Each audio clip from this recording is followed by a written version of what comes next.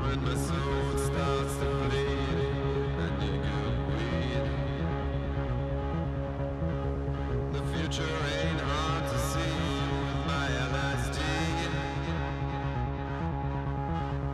Sure, it's my free will when I take the Hello guys and welcome to Driver San Francisco. Now this game it's actually pretty cool just because it's different from your usual driving games. What makes it so different is that it actually focuses more on story than on the actual driving mechanic from a driving game, which is kind of weird. I mean this game as a driver, it's like driving is the worst quality, if I can say that, of this game, which is again really weird coming from a driving game. So yeah, they actually do focus a little bit more on the story and on the actual gameplay mechanics of it. You see here that the actual main thing, the main draw to the game is that you can actually, if you will, exchange souls.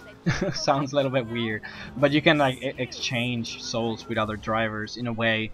You can see here that I'm driving with this car, and then I can just choose. I can go to this panoramic view of the city and just choose another car, and then I'll get transported and gain control of that car. And that's the gimmick of the game and the way that actually works in races. Now again, this game is more than just simply racing. You get missions, like for example, if you exchange cars with, like, say a taxi, then you get little taxi missions, or an ambulance, then you get ambulance missions and whatnot. And obviously there's the main story, the actual plot of the game, which you're a detective, a police guy, and you're trying to find out this criminal.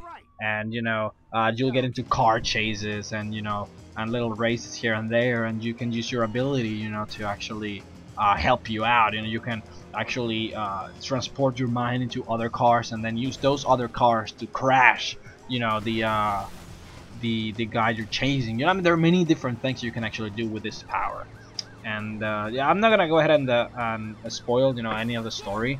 I'm just gonna go ahead and say that the story is really weird, and I mean it's not real at all. Like, how do I say this? Like, it's not realistic whatsoever. I mean, it's really crazy and off the top.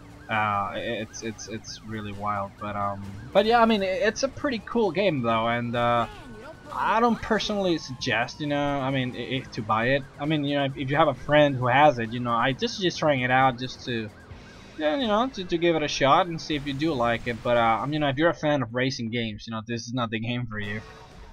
So I mean, if you're a fan of just, like, exploring a city, if you like that kind of games, I mean, I still wouldn't suggest it, just because it's really not that the game's forte. This game tries to do a little bit too much without excelling in any of the things that it's actually trying to do.